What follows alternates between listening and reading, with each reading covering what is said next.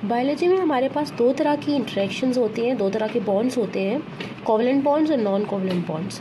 Covalent bonds जो है ये बहुत ही स्ट्रॉन्ग बॉन्ड्स होते हैं। जो दो एटम्स मिलके कोवलेंट बॉन्ड्स बना रहे हैं उनके न्यूक्लियाई पास पास होते हैं, क्योंकि इन दोनों एटम्स के जो न्यूक्लियाई हैं उनमें आउटरमोस्ट शेल में जो इलेक्ट्रॉन्स होंगे वो शेयर होंगे। बहुत सारी एनर्जी चाहिए इन बॉन्ड्स को तोड़ने के लिए भी और बनाने के लिए भी। दूसरी जो बॉन्ड्स हैं हमारे पास, they are the non covalent bonds. Non covalent bonds weak bonds हैं। इनको तोड़ने के लिए हमें 1 से 5 किलो कैलोरी पर मोल जो एनर्जी है वो चाहिए, और ये एनर्जी कोवलेंट बॉन्ड्स को ब्रेक करने के लिए जो एनर्जी चाहिए उससे बहुत कम है। कोवलेंट बॉन्ड्स की एग्जांपल्स में हमारे पास हैं न्यूक्लिक एसिड्स में एस्टर बॉन्ड्स, प्रोटीन्स में पेप्टाइड और डाइसल्फाइड बॉन्ड्स, और कार्बोहाइड्रेट्स में glycosidic bonds. Non covalent bonds में हाइड्रोजन बॉन्ड्स हैं, इलेक्ट्रोस्टैटिक या फिर ionic interactions, van der Waals forces और hydrophobic interactions. Van der Waals forces में भी हमारे पास डाइपोल डाइपोल इंटरेक्शंस होती हैं, डाइपोल इंड्यूस्ड डाइपोल और इंड्यूस्ड डाइपोल इंटरेक्शंस। फर्स्ट हम डिस्कस करेंगे हाइड्रोजन बॉन्ड्स को। हाइड्रोजन बॉन्ड्स जो है ये प्रेजेंट होंगी हाइड्रोजन एटम और एक पेयर ऑफ एटम्स के बीच में। ये जो पेयर ऑफ एटम्स होगा इसकी इलेक्ट्रोनेगेटिविटी ज़्यादा होगी as compare to hydrogen atom. कौन से एलिमेंट्स होंगे जिनकी इलेक्ट्रोनेगेटिविटी ज़्यादा होगी? फ्लोरीन, नाइट्रोजन और ऑक्सीजन, इनके साथ बॉन्ड बनाएगा hydrogen, that is called hydrogen bond. Hydrogen bond जो है ये कोवलेंट बॉन्ड से वीकर है, it is a weak bond. Ionic bond से भी वीक है, बट बाकी के जो नॉन कोवलेंट बॉन्ड्स हैं जैसे वॉन डर वाल्स इंटरेक्शंस हैं इनसे स्ट्रॉन्ग होगी, इनसे ज़्यादा स्ट्रॉन्ग होगी हाइड्रोजन बॉन्ड। दो तरह की हाइड्रोजन बॉन्ड्स होती है, इंट्रामोलिकुलर और इंटरमोलिकुलर। इंटरमोलिकुलर में हमारे पास एग्जांपल्स आ जाती हैं वाटर की, इथेनॉल की, अमोनिया और hydrogen fluoride. Intramolecular hydrogen bonds में हमारे पास है इथिलीन ग्लाइकोल की एग्जांपल। इसका फॉर्मूला है C2H4OH ट्वाइस। अब दो हाइड्रोक्सिल ग्रुप्स हैं, इनके बीच में जो बॉन्ड बनेगी that is the hydrogen bond. This is intramolecular type. Actually होता क्या है कि जो हाइड्रोजन एटम का न्यूक्लियस है वो फ्लोरीन, नाइट्रोजन और ऑक्सीजन जिसके साथ भी बॉन्ड बन रही होगी उसके लोन पेयर ऑफ इलेक्ट्रॉन्स की तरफ वीकली अट्रैक्ट होगा। ये जो बॉन्ड बनेगी ये वाटर मॉलिक्यूल्स के बीच में ब्रिज का काम करेगी। अब ये हाइड्रोजन बॉन्ड्स हमें कहाँ कहाँ मिलते हैं? प्लांट्स में, प्रोटीन्स में और डीएनए में पाए जाती हैं ये बॉन्ड्स। नेक्स्ट है इलेक्ट्रोस्टैटिक इंटरेक्शंस, जिन्हें हम आयनिक इंटरेक्शंस भी कहते हैं।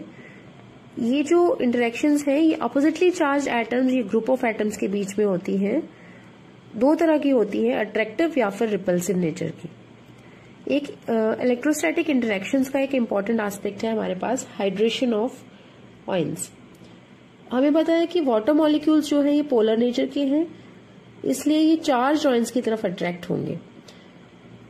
जो वाटर मॉलिक्यूल्स के शेल्स होंगे इनको कहा जाता है सॉल्वेशन स्फीयर्स। ये क्या करेंगे? पॉजिटिव और नेगेटिव दोनों तरह के जो आयंस हैं इनके अराउंड क्लस्टर बना लेंगे। अब आयंस जो है ये हाइड्रेट हो जाएंगे तो इनके बीच की जो अट्रैक्टिव फोर्सेस हैं ये भी कम हो जाएंगी, और जो चार्ज स्पीशीज है, चार्ज आयंस हैं, ये पानी में डिसॉल्व हो जाएंगे।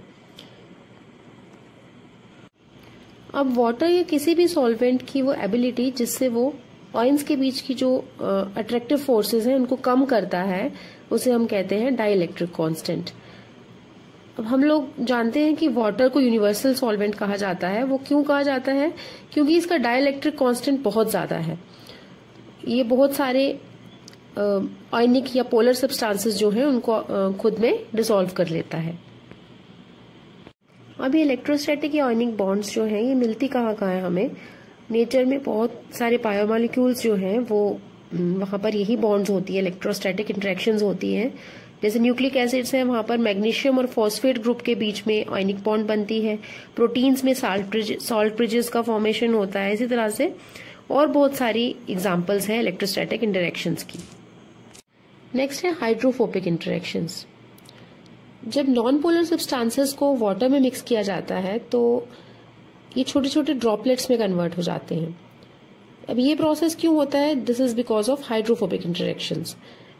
कुछ हाइड्रोफोबिक मॉलिक्यूल्स, इनको वाटर हेटिंग मॉलिक्यूल्स भी कहते हैं, जैसे कि हाइड्रोकार्बन्स, ये पानी में नहीं घुलते, they are insoluble in water. अब ये ड्रॉपलेट्स में क्यों कन्वर्ट हो जाते हैं? ये पानी की जो सॉल्वेंट प्रॉपर्टीज हैं, वाटर की सॉल्वेंट प्रॉपर्टीज हैं, उस वजह से ऐसा होता है। जब नॉन पोलर मॉलिक्यूल्स को हम पानी में डालेंगे, एक्वस एनवायरनमेंट में डालेंगे, तो वाटर मॉलिक्यूल जिनमें की हाइड्रोजन बॉन्डिंग है वो क्या करेंगे, वो ट्राई करेंगे कि इन मॉलिक्यूल्स के अराउंड एक केज लाइक स्ट्रक्चर बनाया जाए, बट इतनी एनर्जी नहीं हो पाती उस एनवायरनमेंट में, इतनी एनर्जी पॉसिबल नहीं होती जिसकी वजह से ये केज लाइक स्ट्रक्चर बने। तो इस वजह से क्या होता है कि ये जो नॉन पोलर मॉलिक्यूल्स हैं ये दे आर एक्सपेल्ड आउट। अब ये जो ड्रॉपलेट्स हैं जो इस कंडीशन में बने, this is because of solvent properties of water. अब नेचर में हमें हाइड्रोफोबिक इंटरेक्शंस कहाँ कहाँ देखने को मिलती हैं। सबसे कॉमन एग्जांपल है सेल मेम्ब्रेन में। सेल मेम्ब्रेन में हमें ये जो हाइड्रोफोबिक इंटरेक्शंस हैं ये देखने को मिलती हैं। इसके अलावा प्रोटीन्स का जो स्ट्रक्चर है, स्टेबिलिटी है जो प्रोटीन्स की, ये इन्हीं इंटरेक्शंस की वजह से, हाइड्रोफोबिक इंटरेक्शंस की वजह से ही पॉसिबल है।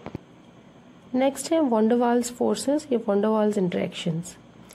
बाकी के जो भी फोर्सेस, जो भी इंटरेक्शंस हमने पढ़े, उनमें सबसे ज़्यादा वीक है ये van der Waals forces, van der Waals interactions. दो तरह की होती है, अट्रैक्टिव या फिर रिपल्सिव। डिपेंड करता है कि दोनों जो एटम्स या ग्रुप्स इन्वॉल्व हैं इस इंटरेक्शन में, उनके बीच का डिस्टेंस कितना है। ये जो अट्रैक्शन है इन मॉलिक्यूल्स के बीच में सबसे ज़्यादा जिस डिस्टेंस पे रहेगी, उस डिस्टेंस को हम कहेंगे वॉन डर वाल्स रेडियस। अब ये जो मॉलिक्यूल्स हैं अगर बहुत ज़्यादा क्लोजली एसोसिएटेड हैं, बड़े पास से अप्रोच कर रहे हैं एक दूसरे को, तो एक रिपल्सिव फोर्स डेवलप हो जाएगी इन दोनों मॉलिक्यूल्स, ये दोनों ग्रुप्स के बीच में। अब वॉन डर वाल्स फोर्सेस का जो मैग्नीट्यूड है वो कितना है, ये डिपेंड करता है कि कितनी आसानी से ये जो एटम है ये पोलराइज हो जाते हैं। जो एटम्स इलेक्ट्रोनेगेटिव होते हैं और उनमें अनशेयर्ड इलेक्ट्रॉन पेयर्स होते हैं, वो आसानी से पोलराइज हो जाते हैं। हमारे पास तीन तरह की वॉन डर वाल्स इंटरेक्शंस हैं। पहली है डाइपोल डाइपोल इंटरेक्शन, दूसरी है डाइपोल इंड्यूस्ड डाइपोल इंटरेक्शन, और तीसरी है induced dipole induced dipole interaction.